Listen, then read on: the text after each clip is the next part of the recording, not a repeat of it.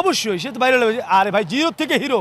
আপনি বলেন যে সে বাংলাদেশে, আর সারা বাংলাদেশের 64টা জেলা, সেই জেলায় থেকে কিছু 64 জন লোক জাগপার নেতা হিসেবে, কর্মী হিসেবে ঢাকা শহরে অন্তর্ভুক্ত করতে পারবে? পারবে না। কারণ এই দল আপনি চিনেন? আপনার বয়স কত? আপনি চিনেন এই জাগপা নামে যেটা রাজনৈতিক দল আছে, চিনেন? আপনি জানেন? কেউই জানে না। একটা প্রতিবাদ করতে পারতো, করে নাই। বরং আমি প্রতিবাদ করেছি, সেটার বিরুদ্ধে সে সন্ত্রাসী হামলার আখ্যা দিয়েছে। এই হচ্ছে রাজনীতি। রাজনীতি তারা স্বচ্ছভাবে করছে না।